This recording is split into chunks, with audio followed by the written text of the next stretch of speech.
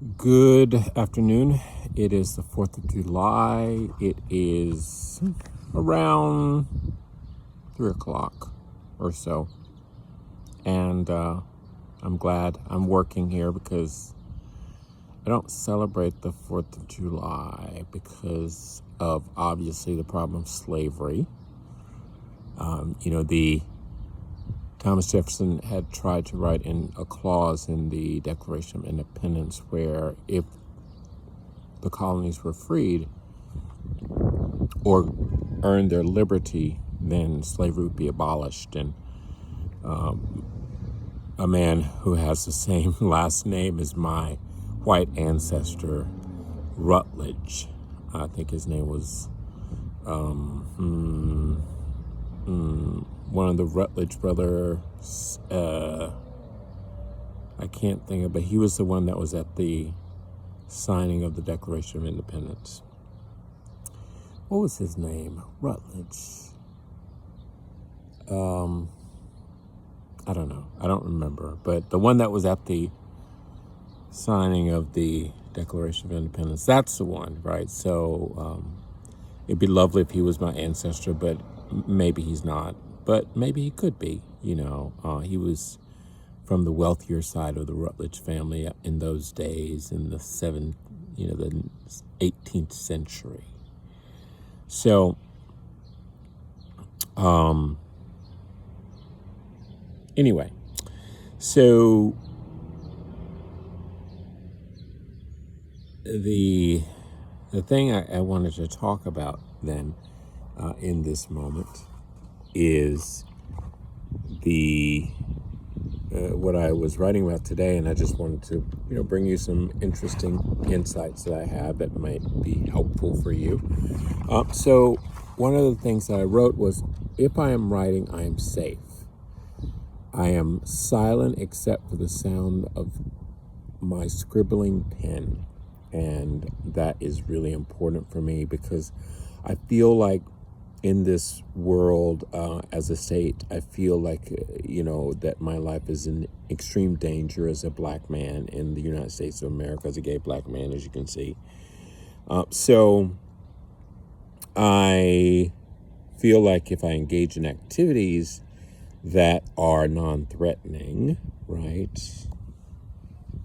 So writing is non-threatening, but people are curious, they want to know, what is he writing about? And I think that's interesting, right? Because when you see someone writing, don't you want to know what they're writing about?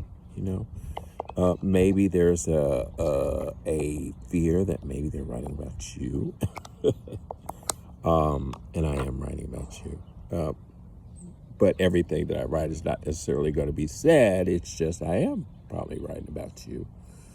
The way that you'll interrupt me when I'm writing, as if I need to stop what I'm doing to say good morning to you. I don't have to do that. I don't. You should go on about your business. Mind your business. Go on about your business. You can mind your own business. You don't have to see my face, right? So that's one of the things that I do is I write. And I'm writing things. I mean, I'm writing in like these increments, and I won't say they're a magic number, that I've discovered a magic number for this work. And it works pretty good if I stick to the schedule, but I can be flexible with the schedule. But I'm pretty much writing every day, all day, with walks in between and some knitting and crochet and some spinning. Yeah, it's great. So that's one of the things I wanted to say. The next thing is, it feels like the book that I'm writing needs to be written outdoors, right? It needs to be written with birds around. I'm listening to a bird now. You may hear them. It needs to be with cars around. It needs to be wherever I am in those increments, with whatever insight that I have, whether it's fear, whether, anger, whatever the thing that I'm facing in that particular moment, in that particular writing session, that is what I will allow. I won't talk about the good parts. I once had a memoir class where The people in the class were terrified about writing about bad memories. They only wanted those great memories where Dad was buying them an ice cream, and they were eating their ice cream so happily in the thing. But then they didn't want to talk about anything else. And I was like, oh, that's very interesting. I wonder what was happening outside of all of that. So great. The other things that I wanted to share is you must never be overwhelmed by a situation. Stop and breathe consciously. Calm yourself down, then make the decision that will best take care of you. And you will discover that when you take care of yourself, the God of your understanding will take care of you. But you must do the work of self-care. That's one other thing I wrote today.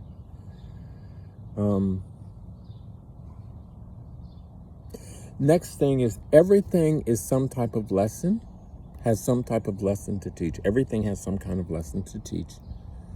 So you want to seek and find it, study and learn it, practice and teach it, and then recreate it.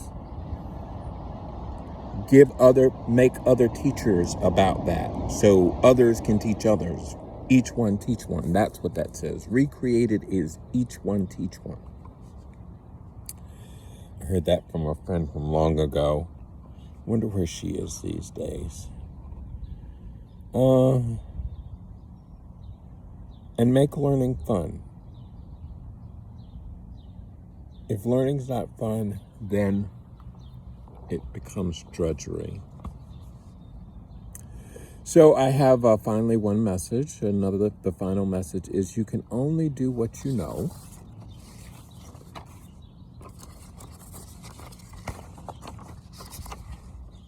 You can only do what you know. And here we go. What did I write? But be willing to try something new. Be willing to try something new. Some people have been doing the same thing, and they're making lots of money doing it, but I was thinking, how boring is that to be doing the same thing for 30 years, over and over again? This is the financial services market.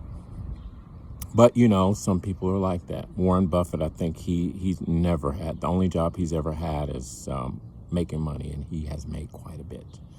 So that doesn't necessarily work for me, though. So I must try something different because I want to expand my mind. The thing that I learned today, I learned that I put on my naturopathic insect repellent today, and I had to refill the bottle with my special ingredients. And I put it on, and I was sitting here at the picnic table, and I felt something bite me, and I was like, oh my God, what happened? And I thought and thought and thought. I said, I realized I forgot to put one particular ingredient in there. And then I said, oh, is that the thing? Is that why? So I Googled it, that ingredient, and it turns out that one ingredient amplifies the insect repellent. Can you guess what that is? Okay, it's 8:38. I need to get on and finish this.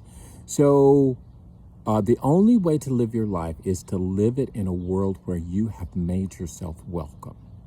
Fill it with people who are happy to hear from you at any time and understand how to set a boundary without shaming other people. The ones who come there are not aware of the rules that you have set in order for you to live in harmony with other people. Peaceful rules of peace and understanding. So, and always be in contact with your inner parents, your critical parent and your loving parent. And always know what your desires are, what your inner child's desires are. And then seek to realize them, because that is your gift. That is the gift from the God of your understanding. That purpose, that calling that sits in the consciousness of your inner child and will only reveal itself when you take the time to get to know your inner child. So please go do that. And that's my 10-minute message today. Have a great 4th of July, July 4th. Okay? Bye. This is Mahet from Silver Spring, Maryland. Please like, share, and subscribe. Bye.